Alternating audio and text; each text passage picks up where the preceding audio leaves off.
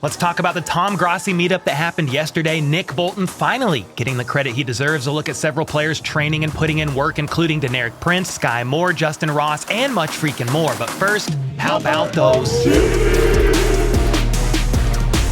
Okay, first up, I went to the Tom Grossi meetup yesterday for 30 and 30 at Arrowhead Stadium, and it was truly an awesome turnout with hundreds of fans. Seriously, mainly of Chiefs fans, I might add, but fans from a lot of other teams as well. So I just pulled up to Arrowhead for the meetup with Tom Grossi, 30 and 30. Dude, there's a lot of freaking people here. It's only 4:55 and the meetup's from 5 to 7.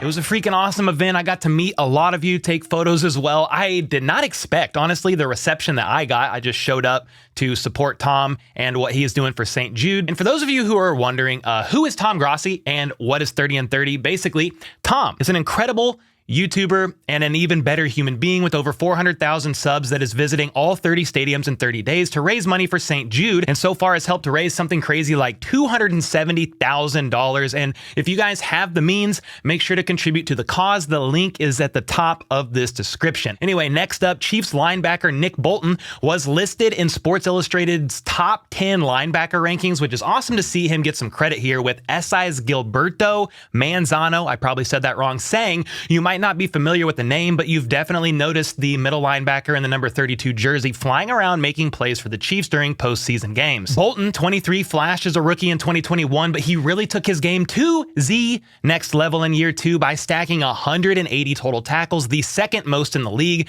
And yes, sometimes the Chiefs defense does get overlooked due to the fact that the Chiefs have Andy Reid, Patrick Mahomes, Travis Kelce, etc. on offense, but don't sleep on Nick freaking Bolton. Somebody said Nick hit stick Bolton. I like that too. Matt McMullen noted that Bolton was one of just 9 players that tallied 100 plus tackles to go along with multiple interceptions and multiple sacks. And then of course his scoop and score in the Super Bowl was a key play in that W. And it's only up from here for Nick Bolton in my opinion. And then Joel Corey. He's a former agent and NFL contracts and salary cap expert with CBS. He recently weighed in on the Chiefs and Chris Jones extension situation and what things should realistically look like for him here in the near future. Basically, Chris Jones should have some leverage here, being the best interior defensive lineman last season. Remember, Donald had an ankle injury for like the second half of it. And with the Chiefs' very tight salary cap situation that is well under $1 million, as well as needing breathing room for incentives and players' contracts later in the season, as well as for when all 53 active roster salaries count against the cap here after training camp. So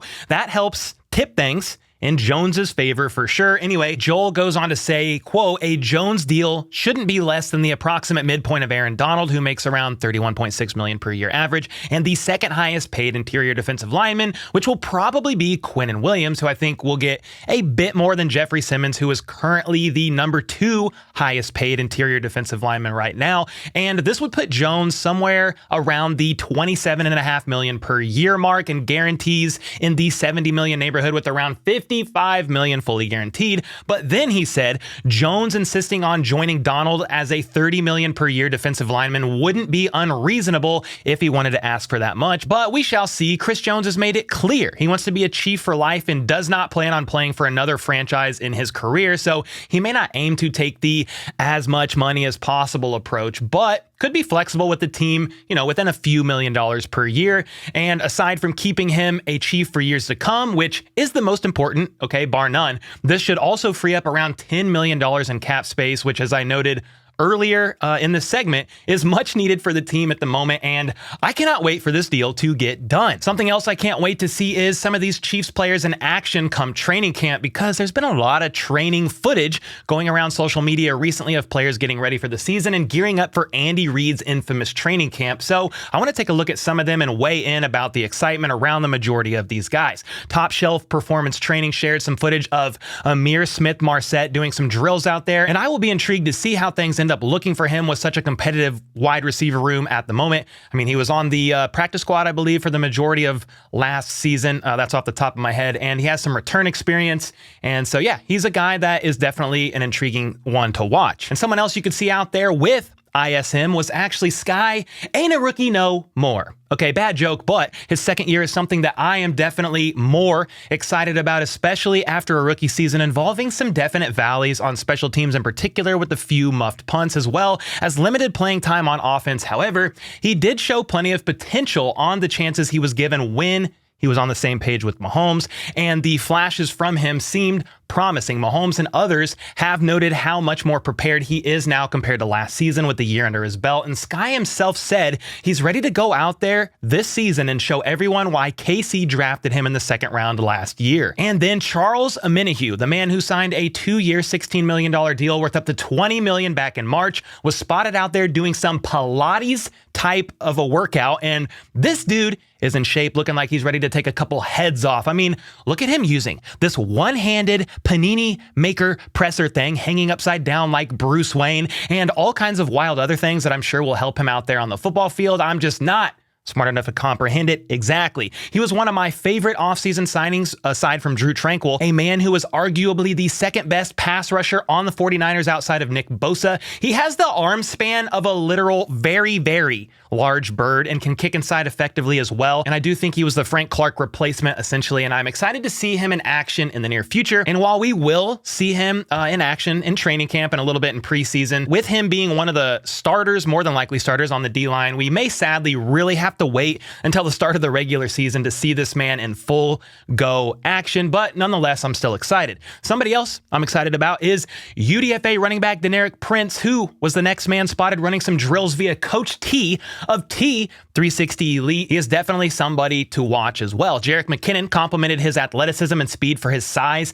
He's made several standout catches at OTAs and minicamp and has basically been turning heads since he was signed by KC. A steal of a signing in my opinion, with him being one of the fastest running backs of this draft class, earning high praise from the combine. People have been talking about his similarities to Pacheco. Dave Tobe seems to have given him the nod as kick returner for now, at least. I know it's early, but when asked about kick returner alternatives with Pacheco getting a bigger role in the offense, Tobe shouted out Prince immediately as one who could fill that role, saying he has eerily similar flashes to Nile Davis in the return game. And I do think that's how he finds himself on the roster, as RB3 or 4, depending on how many they keep, probably RB4 if he's to make the roster, but as the kick returner on the team with the stamp of approval coming from Dave Tobe. And lastly, somebody else that many are keeping their eyes on is wide receiver Justyn Ross, the social media icon himself, that has much of Chiefs Kingdom excited with high hopes of him making the roster and contributing this season. And he could recently be seen out there training with top shelf performance as well, with Skyy Moore himself doing some drills, working on routes